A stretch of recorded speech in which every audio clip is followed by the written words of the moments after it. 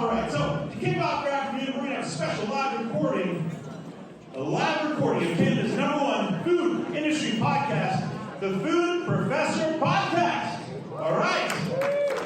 Co-hosted by Dr. Sylvain Charlebois and top retail industry advisor Michael LeBlanc, who just this week was named by the National Retail Foundation U.S. as one of the top 50 global voices of retail. Yes, absolutely. The Food Professor Podcast brings a mix of industry insight, analysis, and interviews with the most interesting people in the business. We are here live with them. Please welcome Sylvain and Michael to the stage.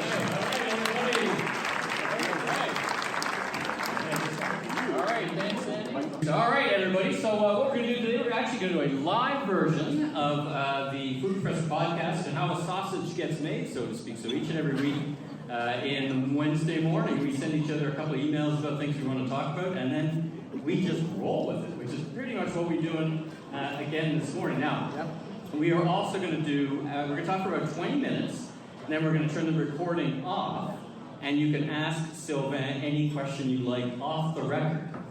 So that won't be part of the podcast. But let's get going. So welcome, everybody. Let's hear it from you, live version.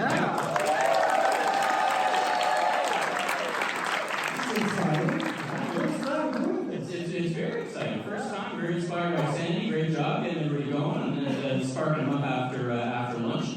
All right, first thing, let's talk about geopolitics. So I was just checking the news. The Supreme Court's asking Mr. Trump some pretty serious questions. You've got a Democrat who wants a free grocery store in Manhattan, and we got a lot of things going on. I was in Manhattan last week. You've been there as well. So what's your experience? How are you thinking about relations and geopolitics as it affects the people in this room? Yeah, no, I mean, I saw Doug's presentation this morning, and he was on our podcast after for a great interview and spoke about geopolitics a little bit.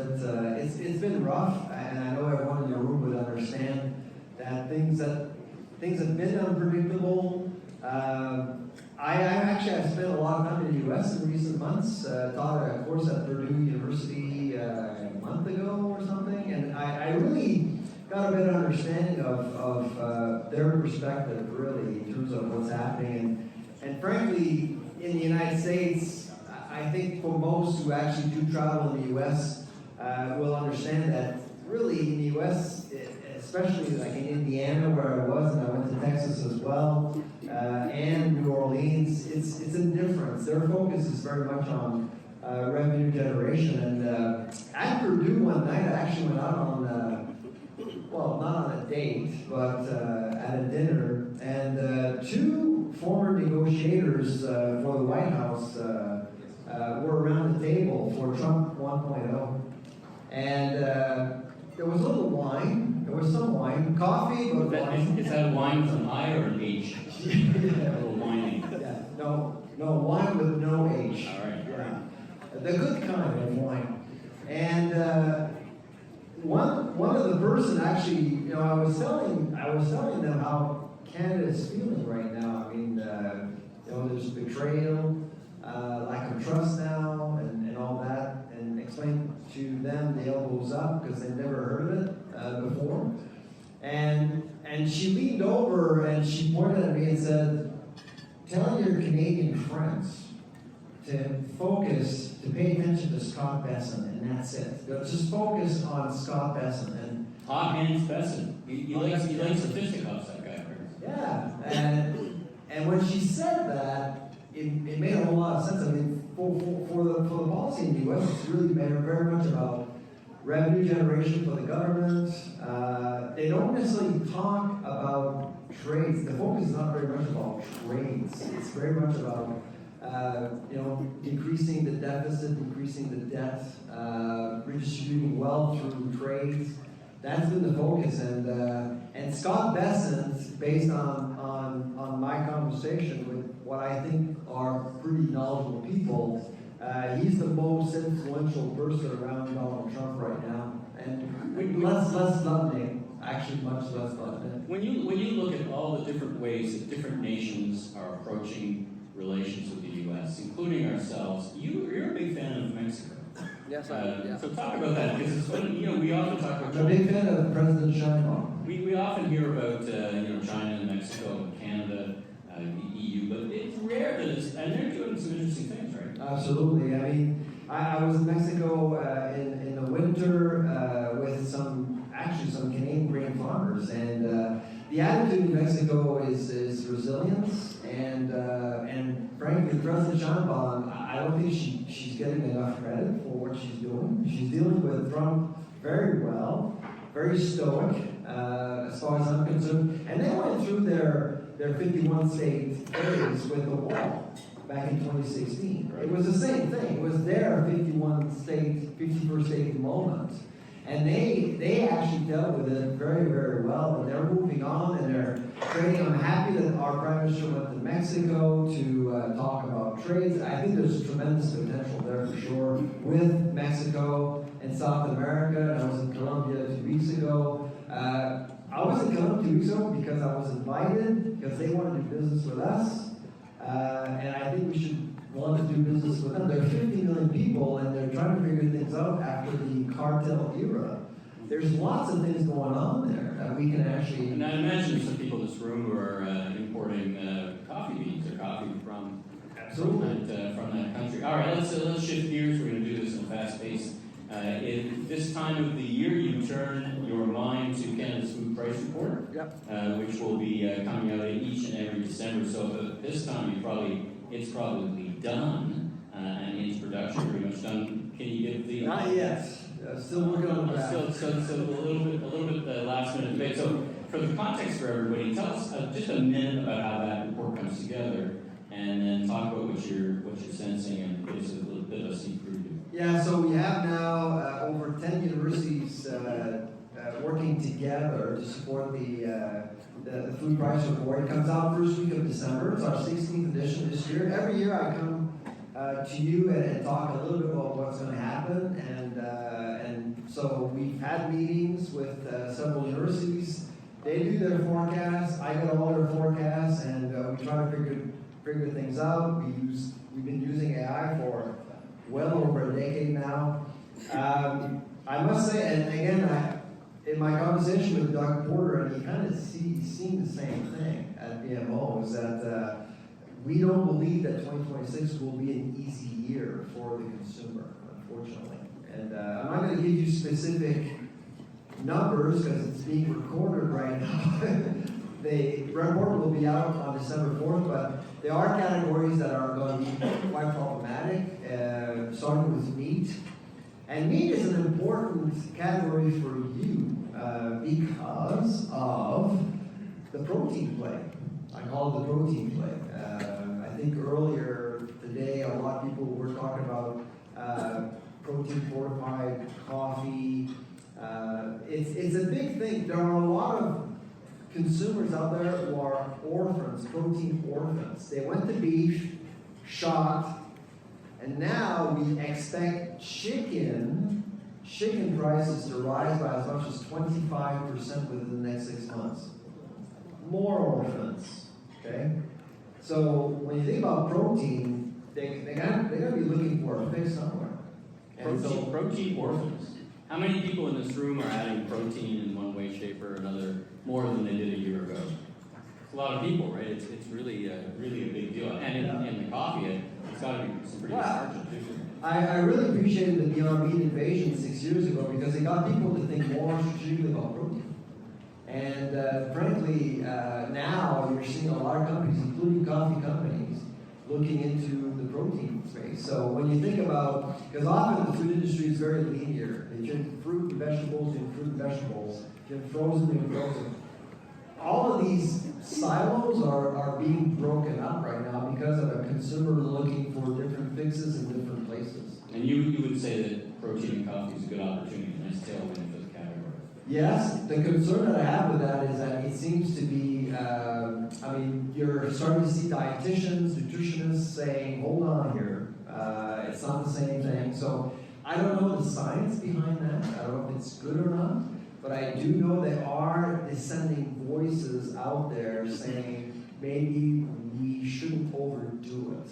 So that's something I'm also hearing. But I can tell you for one thing, is that protein at the meat counter is going to become less and less affordable. That I know. Let's shift gears a little bit. Let's talk about the other. We've been talking about this for 18 months, 2 years. GLP-1s and their impact on this room and their impact on grocery. I mean, it first got my attention when I was listening to an investor call with an airline saying they were going to spend less jet fuel because their planes were going to be lighter. Yeah. And I started to think about the overwhelming impact of that. And we haven't even gotten to a pill form. Wait till we get to a pill form, because right now a big barrier is the injection. So how are you thinking about GLP-1s, this category, and in general? Well, I know that Colin actually has some numbers to give you later today on that. The phenomenon is real. That is something I can tell you. The thing about the GLP-1 that I think is concerning for the food industry is that the pharmaceutical industry is starting to get addicted to the money they're generating from these verticals. They're seeing it. We're seeing some issues with obesity. A lot of people since COVID, they're concerned about their weight. They're going to the physicians to ask for a prescription. It's a lot of money, and people are saying, you know what? If I can't fix my problem with food, I'm going to fix my problem with drugs. And again, I'm not a medical doctor. I don't know if it's good or not, but it's happening. We've had several discussions with key CPG companies. Some of them are in this room right now, okay, about GLP-1 drugs. Because I can see, and right now in processing, you're seeing some movement as well. There's some restructuring going on. Well, it's also an opportunity, we've talked about this, an opportunity for innovation, because the creativity, you see some of the brands already restructuring how they think about creativity to be aligned with the new way that people consume their food. Impulse buying is going to change. There's always going to be impulse buying, but it's going to be different. It's going to be lower. Do you see it as for this category, particularly the people in this room, do you see it as a tailwind, a headwind, or kind of net neutral? Any sense of that? I mean, you shift from maybe consuming I always see things sugary beverage like a cola to a coffee drink. I always see things as an opportunity. I mean, I do think that by shifting, and frankly, most companies are quite resilient and can see opportunities. Nestle was out last year, I think, with a GLP-1 friendly line of products. Is that the solution? I don't know, but there's probably going to be other things that we will see, but the phenomenon is real. We're seeing food demand shifting as a result of these drugs, and I have a problem with that, but markets are shifting, and so we have to adapt to a different consumer. Let's talk about, we often talk on the podcast, if you're not listening, smash that subscribe button by all means. We put out episodes each and every Thursday. So we often look at what's happening in the news, and what caught my attention this week was some activity by Starbucks in China. Yep. As they kind of take a look at that opportunity. I mean, it's been a really interesting story to find be tied up with, when I think of third place, I think of Starbucks and how they're trying to re-envision their business. But this is another plank in their growth strategy. They've got some pretty serious competition. Yeah. But it's good. We got coffee drinkers in China. There's opportunity there. How are you thinking of all those things together? I often talk about the war of the third place, or the battle for third place that's being redefined right now because of COVID, and we know what's going on out there with the consumer having less money, more careful with their money, how they spend their money at home, in food service. I think there are lots of opportunities for independents, chains, to do much better in providing the consumer a different third place between work and home. Because I do think that right now, I think things were pretty solid before COVID, but now as we see more people being incentivized or forced to go back to work physically, that third place is being redefined in the minds of a lot of people.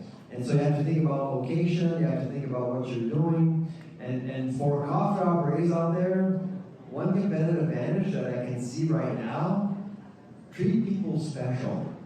Just do that.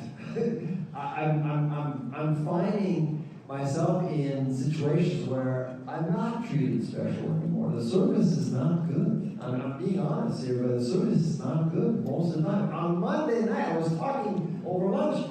On Monday night at a restaurant in Ottawa, I was abandoned by my waiter. Just abandoned. I was waiting for my bill for 45 minutes. But I would say, I mean, service is really a problem for this industry. And when it comes to coffee, I mean, it's not just about the product. It's about what comes with it. How you serve it, eye contact, all the things that we were trying to do way back when. Now we're talking about automation, which is fine, of course. We have to think about how to execute much faster using AI. There's nothing wrong with that. But the humanity around coffee consumption will not go away. And you have to make that connection, that human connection as much as possible. And I'm concerned about that. I think it's starting to be forgotten by some operators. You know, it's an interesting discussion because it's really this, I'm not sure if it's choosing a spot between, but it's between efficiency and experience. And many retailers are trying to find their place on value and luxury, efficiency and experience. And you can see that in different executions of, you know, order on your phone, pick up, order from a kiosk. Yep. I mean, that's solved for a lot of issues. For example, I think California mandated a very high minimum wage, and the industry just coped with, you know, investing in capital, which feels like that's coming. But I guess the hard part is you know, getting that mix right. Yeah, that's right. And it may or may not be the same location, right? I think that's where organizations are thinking about, does every location be a clone of each other? Or are there some that are just, you know, we already call them express, but are you thinking of it in that way as well? I would say so, absolutely. And frankly, I assume, I didn't attend all of the panels this morning, but I assume some panelists, some speakers spoke about generations and the different kinds of consumers out there. And again, I was talking to Connor earlier, and you'll have some data on that, but the Gen X to me is where the money is.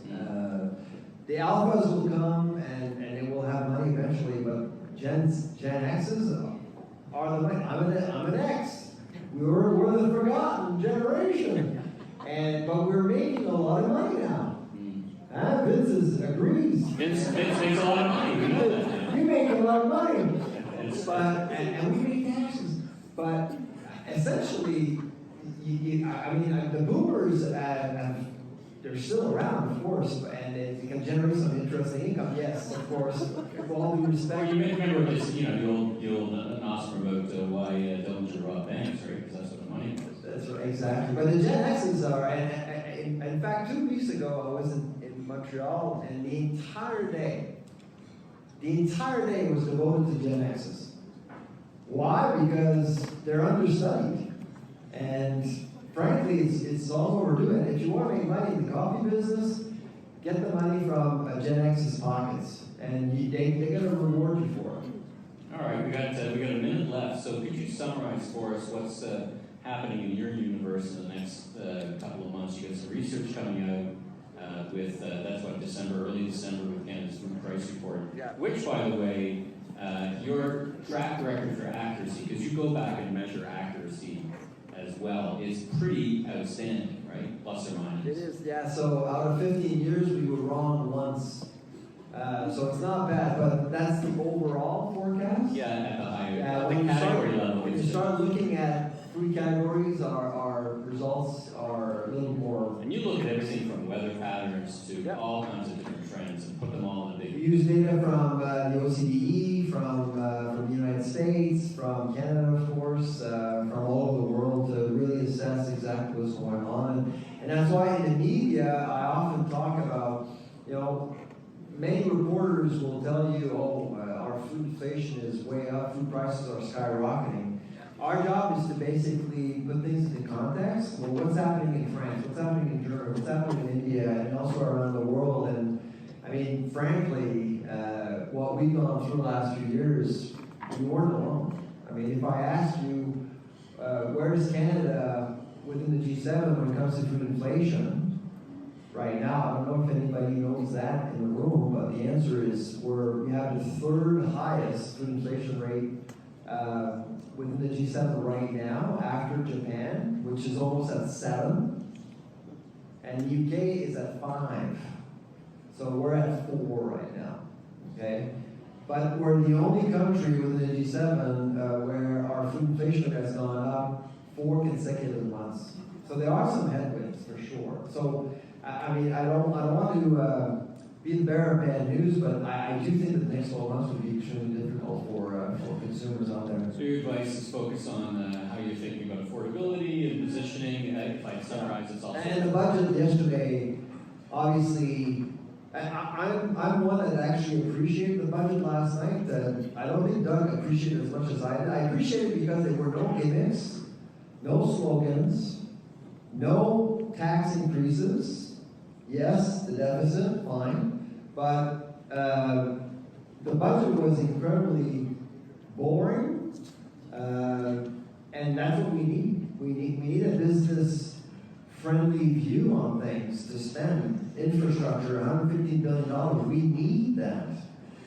So I saw a lot of positives. I don't know how you guys feel, but I felt comfortable with the budget last night. Is there enough investment for the agri-food sector to get companies to look at other markets? No, but there was more than usual. There was no retail politics as much as we see the last 10 years. All right, well that's it. Let's wrap it there. Let's hear it. Thank you all. You're a great audience.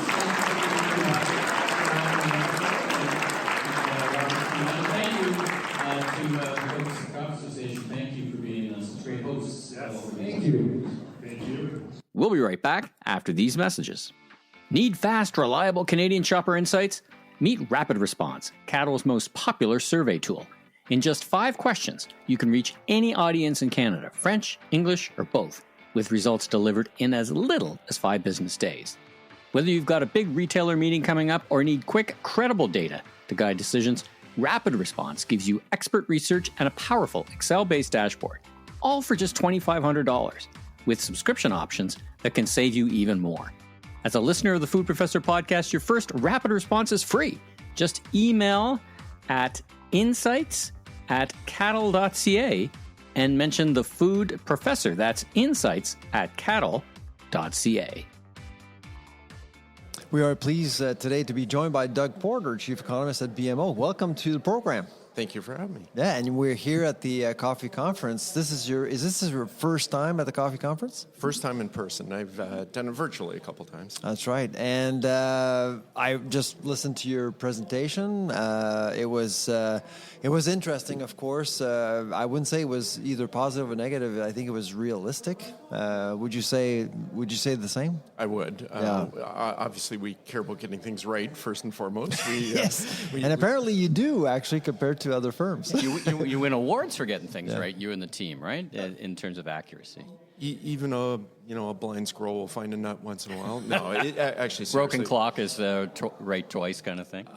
We do have a relatively good track record. So the one little secret I will give you is no matter how much people dump on the consensus actually historically is the single best forecaster of the economy. Really? Not so much on financial markets, but on the economy, you can't beat the consensus. So interesting.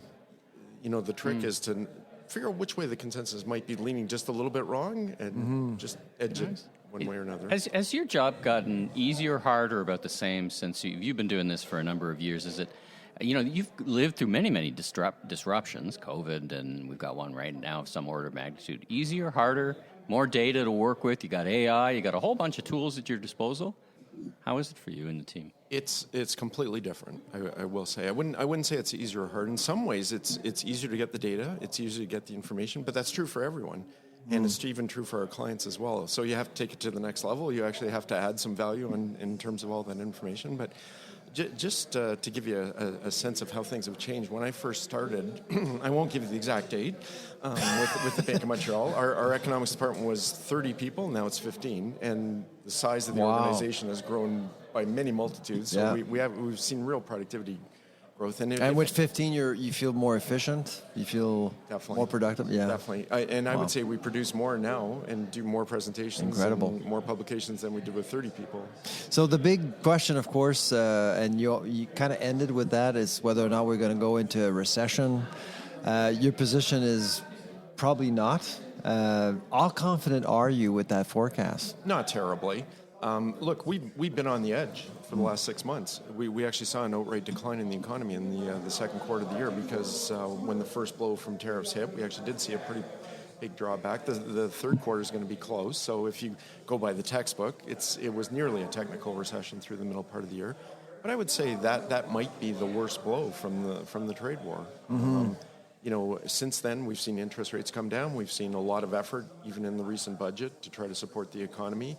And, of course, financial markets have been on a roll, which does help the wealth effect a bit. That's a bit. I mean, when I look at the financial markets, I think of what do they call it now? The Mag 7, right? Mm-hmm. That really there's 7 stocks, technology stocks, Nvidia, and AI. They're really driving. But if you net those out of the North American results, it's pretty flat to down. I would actually counter that. Okay.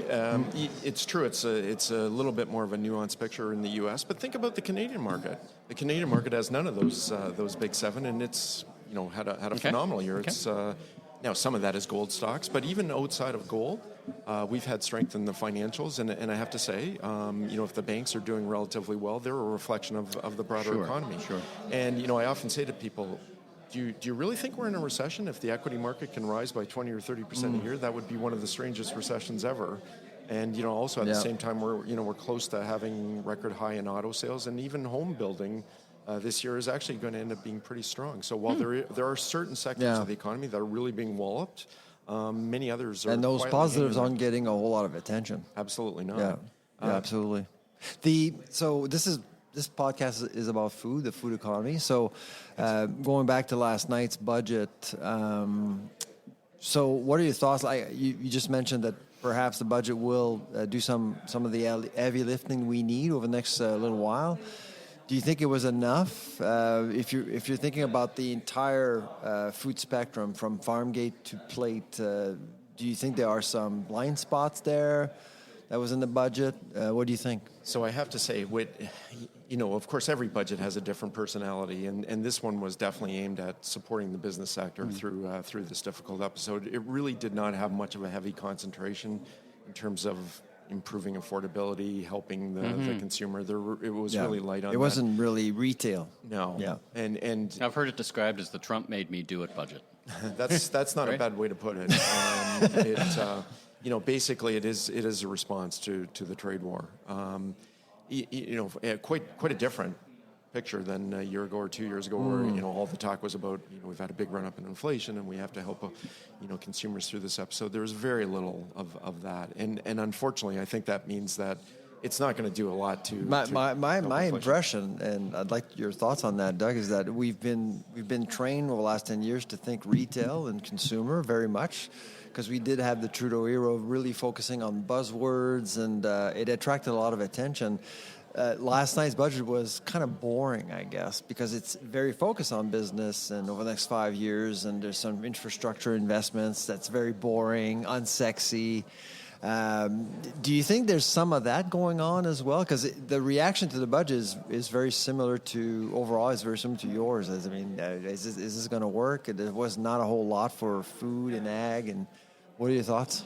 Yeah, of course, for an economist, it wasn't boring at all. It was quite exciting, quite interesting. I would say it actually in some ways, and I don't mean to make this personal, but in some ways it did reflect Mr. Carney's personality. He's absolutely. a very serious, technocratic economist, and it wasn't Champagne's budget. I would say that's true. It's a serious effort to try within budgetary constraints, to really support the economy, but that will take time. Yeah. You cannot flick a switch and suddenly improve productivity. Was there, again, going back to ag and food, was there something that was missing that you think really it's going to hurt our economy over time? Like it was a really big miss for Champagne and Carney? Okay, I hate to do this, but I'd almost turn it back to you on that front and ask you the same question. I mean, from my perspective, I guess I would call it, I don't know if I would call it a blind spot, but there really wasn't much there. It was a bit of a void, I would say. maybe that's the right thing. Maybe there's only so much they can do on that front.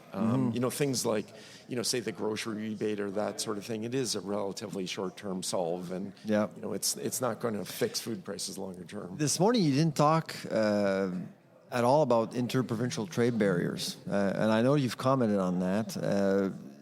From an ag and food perspective, do you think we should do more? And what are your expectations, I guess, over the next 12 to 24 months? That's a good question. So first of all, I come at this in a slightly different angle. I've never been a big believer that the interprovincial trade barriers were, the huge weight that some were making it out to be. If you think of the spectrum of estimates of, how much is it weighing on the economy? Some have said as much as 7% of the economy's down to a low of 1. I'd definitely be at the low end of that spectrum. I think it's been a little bit overstated. It's more on the services and labor mobility side where it really has an impact.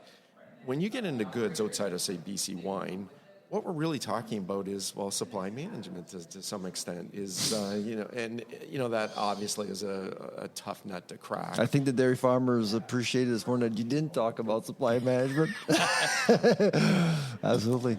Now, earlier this year, we had the GST holiday.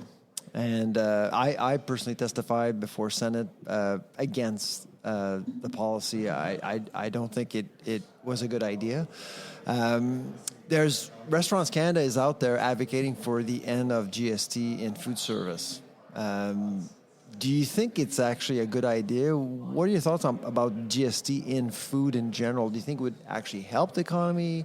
It would not. What are your thoughts? It's because it is a lot of money, a lot of revenue for the industry, for the government. I think that's where you get into an issue is, if you start having certain carve-outs, then, where does it stop? Yeah. Exactly. And, of course, insofar as you reduce it in one sector, that is a loss of revenues that will have to be made up somewhere else.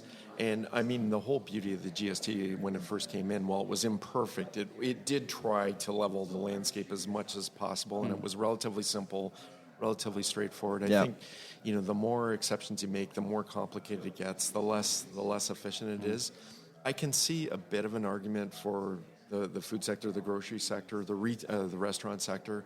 It is a very domestic industry. It is. Because the people you were talking to this morning, Tim Hortons, McDonald's, Starbucks, they would love to see the GST holiday become permanent. And so that's why I was asking. And David Dodge and I, we were both testifying at Senate, and we were both in agreement that this was not a good idea. Maybe a permanent holiday would be, or a GST cut would be interesting, but a holiday to us just didn't make sense, because you basically open up the door to opportunistic pricing, which would basically get people to raise prices. And exactly.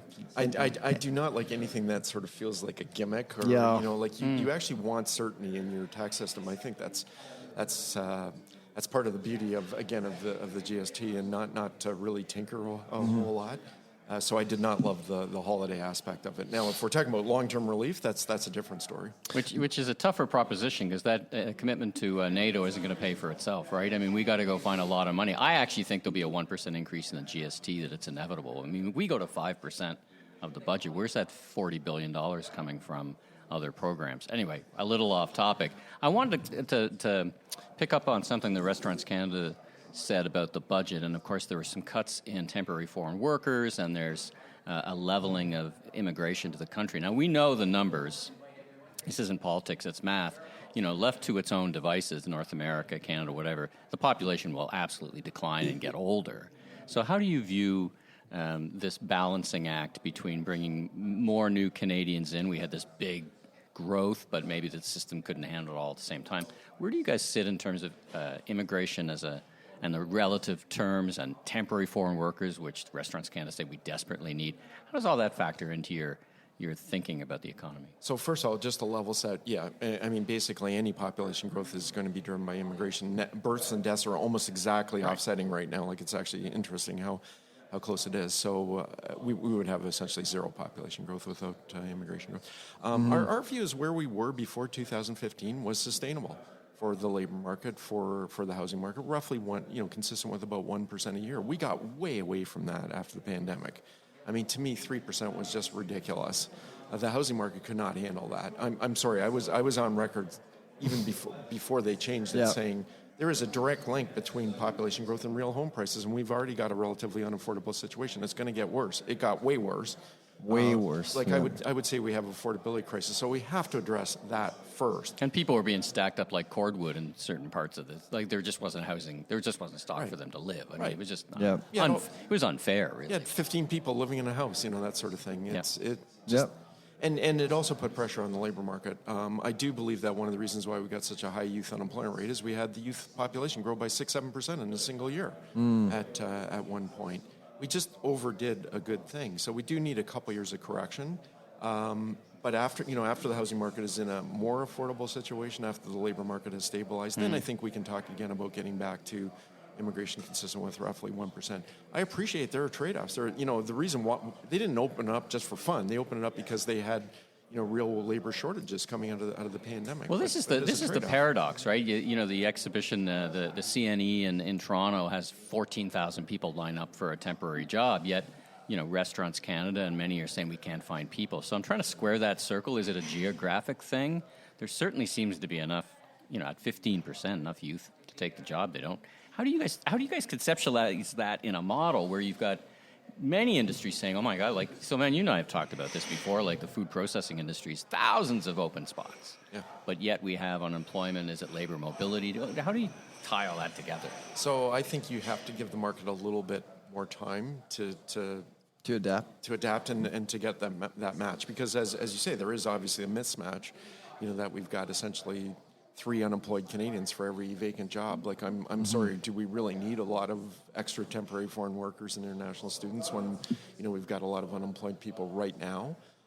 Clearly, in some specific sectors, yes, there is a case in agriculture, for instance. There is, and that's a long-standing program on that front. I wouldn't mess with that. But in other fast food workers, grocery store workers, come on, you can't find workers domestically. You're not paying enough. The people in the room in the coffee industry, do you think they can rely on seeing consumers with more disposable income in their pockets to support their business with interest rates being lowered a few times now in the fall? Do you see that in your numbers, that people will want to spend a little bit more? So if we rewind the clock 1-2 years ago, one of the biggest concerns was this so-called great wave of mortgage resets that was coming due, and there was this and this is about the period of time that it was supposed to really start crashing onto the economy. And instead, what we've seen is a very dramatic decline in interest rates. It's still an issue. Somebody who took out a 5-year rate 5 years ago is looking at an increase, but I would say it's manageable. It's within the boundaries of the stress test, and this is exactly where the mortgage stress tests prove their worth. So from that front, there's a little less pressure on the consumer. But in terms of really strong disposable income growth, we're not going to get it over the next year. One topic I would want to bring up is, and it's something I haven't really heard a lot since the pandemic. You're starting to hear it more in recent weeks and months, is the so-called K-shaped economy. So, some folks are doing really, really well, and that's reflected in the financial markets. Others are struggling, with a relatively tough job market. I share the same concern. Earlier this week, I actually met someone in the organic business. Business is booming, and the price point for organic products is much higher, and so clearly someone's buying. Right. Premium products still. Well, what about those $4,000 seats at the World Series? I know. Somebody was paying. So there's money out there, but I agree with you. I think there are two economies, I guess, there's cohabiting. There's also I know the stats in the States more than Canada. Maybe you might have them, but I know it's like 51% of all retail sales in the U.S. are accounted by about 10% of the population, right? I was just going to raise that exact same stat. Now, it's not quite that extreme in Canada, but it's a similar idea. Mm-hmm. So when you try to talk about the consumer, there is this small share that is doing just fine, that accounts for a lot of spending. Yeah. So, you can get these really unusual stories of, luxury this or that is doing really well, organic. Yeah. On the other side, you've got a lot of people who are struggling to make ends meet. Yeah. I want to probe you further on the Canadian dollar. So you did mention during your talk that you are expecting the dollar to strengthen over the next year or so. Is that correct? Or? Yeah, and in a nutshell, the main reason is in the last year we've had the Bank of Canada cutting rates a lot faster than the Fed. Over the next year, the tables are going to turn. The Fed is going to not supporting the dollar, yeah. So what is it? Do you expect the dollar to kind of level off, or? In a nutshell, we have the Canadian dollar strengthening somewhat towards about 74 cents over the next year. But we've seen there are a lot of weights on the currency, and as long as the trade uncertainty is not cleared up, that is a lingering pressure on the Canadian dollar. Mm-hmm. Mm-hmm.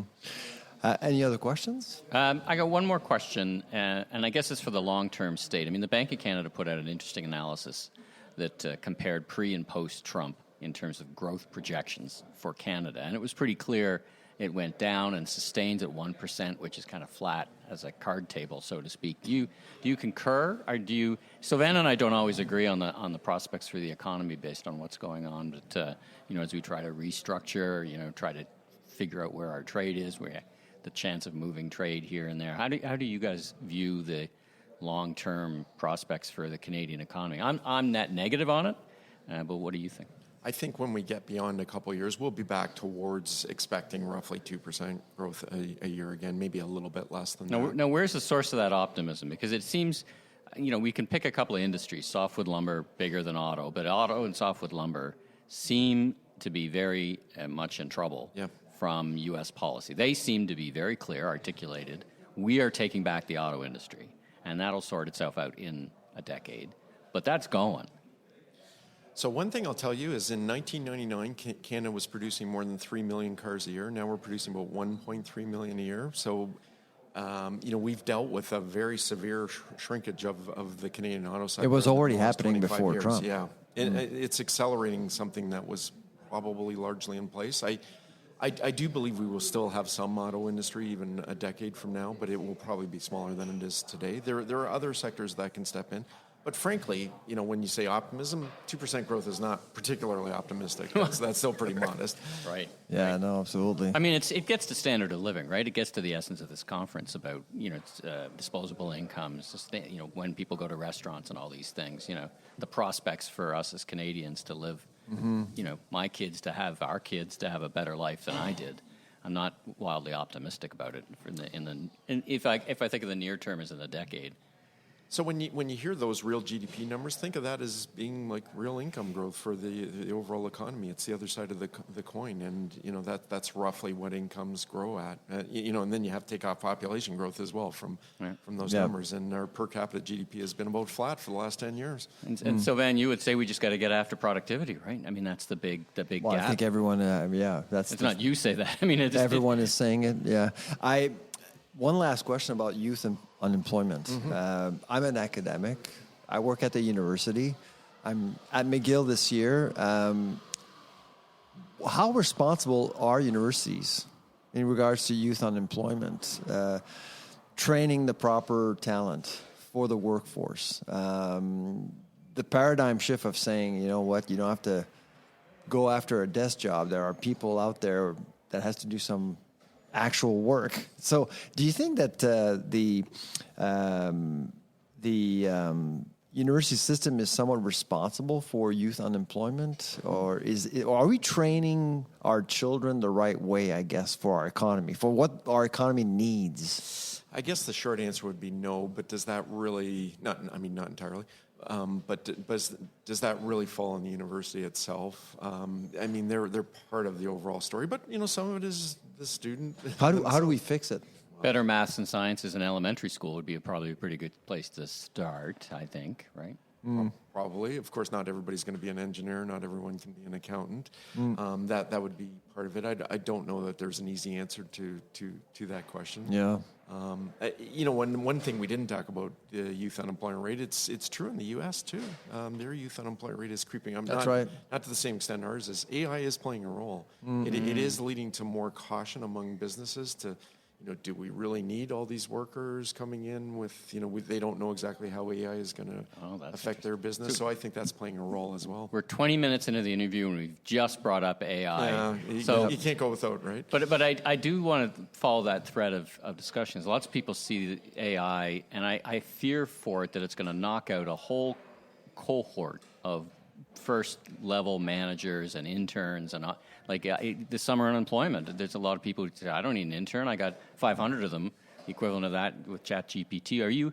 Are you structurally concerned about that from an employment perspective? We could have a whole podcast discussion about AI for its good or ill, but just let's focus on that part. In 30 seconds, I would say I'm not in the camp that thinks this is going to lead to a much higher structural unemployment. There will be an adjustment period that probably does lead to a little bit of a bump up in unemployment. But my classic example is at the turn of the last century, half the workforce was in agriculture. Now 1% is. After World War II, we adjusted. We adjusted. Yep. And after World War II, 40% worked in manufacturing. Now less than 10% do. Those were massive structural changes that we managed through. That's a great point. There's going to be a lot of jobs we can't even No imagine right exists now. or would exist. Yeah. Humans are very adaptable, Yeah. I would say. I personally think the advent of the internet was a bigger deal than AI. And there was an adjustment there too. Yeah, but sure. the classic phrase is it'll take out tasks, but it won't take out jobs. Oh, interesting. Well, I think that's a positive note on which we can leave our interview on. Yep. Doug, thanks so much for joining us here on Thanks the Food for having Professor me. Yeah, podcast. thank you It was very a much. pleasure. It's a real treat. I'm a big fan of your work, and I've been Thank following you. you, so it's a treat to meet you in person. And thanks again for joining us on the pod. Thanks for having me.